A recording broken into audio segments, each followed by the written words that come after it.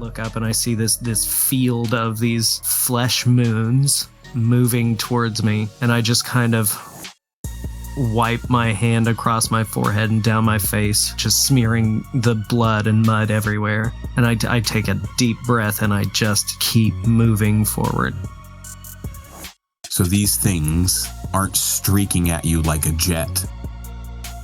They just seem to be moving in your direction.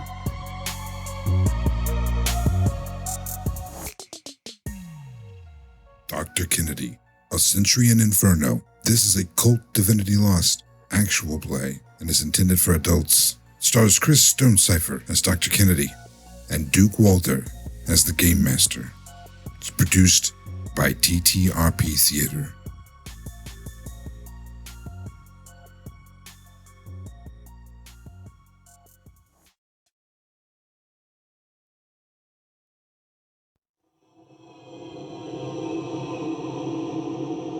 I'll look at them and go to the right to try to sort of make the curvature of an eye, an arc around the big one that's directly in front of me, but not directly into the path of the next one.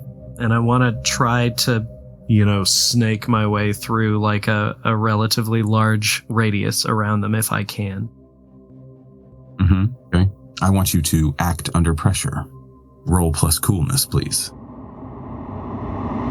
That is a shame. It is precisely a 9. Precisely. As you attempt to avoid these approaching beings, monsters, you're unsure. They shift, not as in turn, as in the line that you begin to take. In an instant, they disappear from the line that they are on, and they reappear in exactly the line that you are making. So if you had gone at a 30-degree angle off of the line that you are in, they are now directly in front of you in this trio. 1, 2 on the left, 3 on the right, and continue to approach. Well, that hardly seems fair. There's a voice that comes into your head as you think that to yourself. The voice of the doctor. Fair. Ernst. At what point has anything been fair?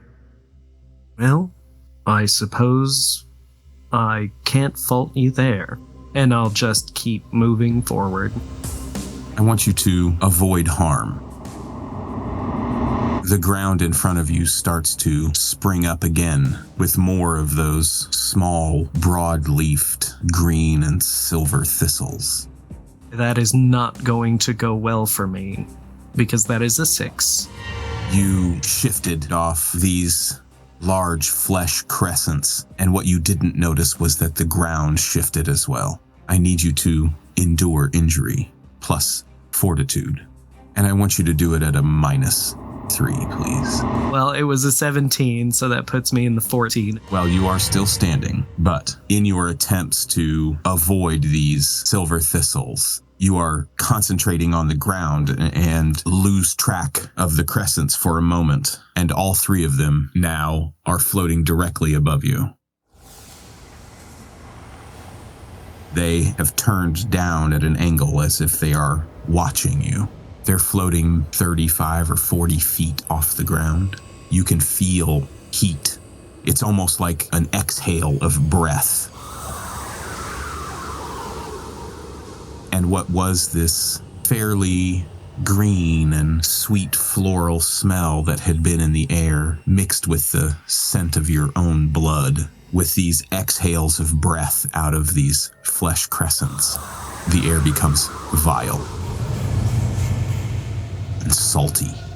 So between heaving breaths, trying to just continue to breathe through the stink and the heat and all that, I gasp out something along the lines of, you could really give these 3 a Mentos or something. There is no visible mouth, but you hear a voice, a trio of voices echoing in your mind.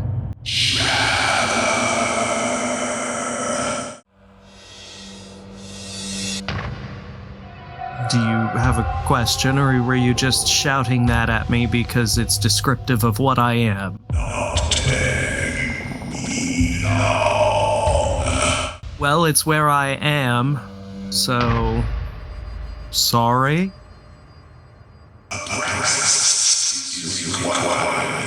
I just kind of look down at my naked body that's still covered in blood and cuts and viscera, and then I look back up.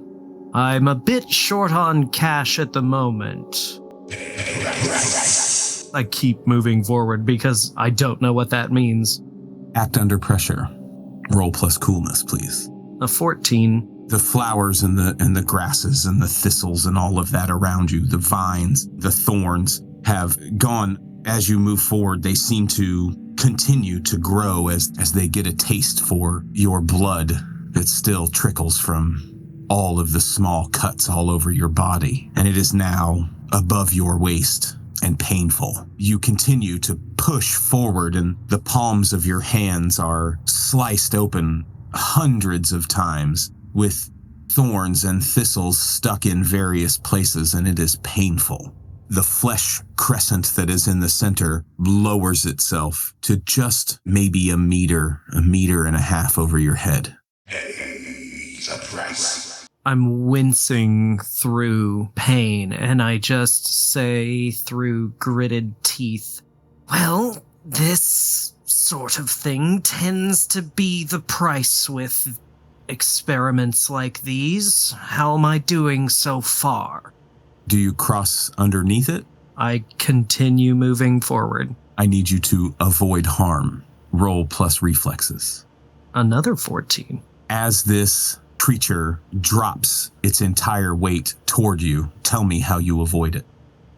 In that shifting of, the plates beneath the ground under these flowers and thorny bushes and everything, it opens this chasm, and I don't see it at all because I'm just wincing through pain. And I just kind of look up and I see that it's about to drop itself right on top of me. And I straight up trip. Foot slips right into this shifted earth ledge that's risen up in front of me. And so I tumble through the bristles and the brambles and the razor sharp leaves, and I fall straight to the ground, which has also just kind of opened on a bias. So a ledge of earth has lifted another 3 feet, directly on my left-hand side, and I fall into that rising earth and scrape my left side all down the rock face as I slide to the ground on this ledge, and it crashes into that ledge, a foot over my head. It crashes into the ground and sends dust and rocks and pellets all pelt you and begin to cover you over. Now that you are laying on your back face down on the ground and looking up, these 3 flesh crescents shift again and appear straight above you, facing you. 1, 2 on the left, 3 on the right. What do you do? I just yell up at them in just pure exasperation, and I say, well, what do you want then? And then I try to roll over onto my stomach, get up, and keep moving forward again. Are you just continuing to walk? Are you trying to run? What is it that you're doing? I'll break into a run if I feel like I can do that at all, but with how probably exhausted and lacerated I am, I don't know how much of a run it will be. As you stand and begin to stumble forward and are moving as quickly as you can, which is not that fast, with all of these small lacerations and as deep as this flora has become around you, you continue in the direction of the citadel. And again, these creatures reappear in the same line that you are looking in.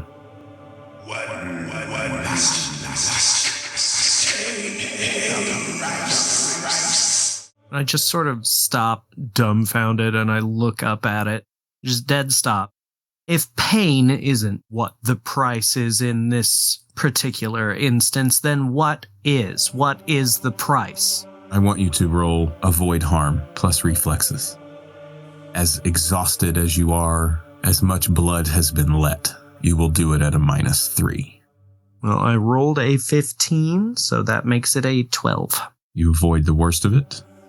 All three of them roll their bodies forward as if they are going to slam down on top of you together with the top part of their crescent, as if they are forming like the top half of a star, and they all three slam down together at the same time. You will take 3 harm. You are slammed into the ground by the weight of them. One of your eyes is horribly mangled by the thorns and the thistles. You are now face down, and you hear them raise up again. You feel the warmth of that exhale of their breath, is it? And the stench. I need you to roll endure injury, because I don't think you have enough left in you to avoid any harm. And you are going to do so again at -3. And another 15 makes that instead a 12. You're going to receive a serious wound, and you are pummeled continuously. These massive beings slamming into the ground one after another, almost in rhythm, as if they have done this for eons. Who they have killed, why they have killed, what they have killed does not matter. But they are the sentry of this dimension, and those that do not pay the price will be removed. And Dr. Kennedy, you have been removed. Hey everybody, thanks for listening to Dr. Kennedy, A Century in Inferno with Chris Stone Cipher and Duke Walter. We really appreciate the support. If you really want to help us out, make sure you hit that subscribe button here on YouTube. Leave us a comment. Let us know what we got right or wrong. All of that helps get this in front of more fans just like you and helps us get better. So we appreciate it. Lots of cool stuff coming. So yeah, check us out, www.ttrptheater.com.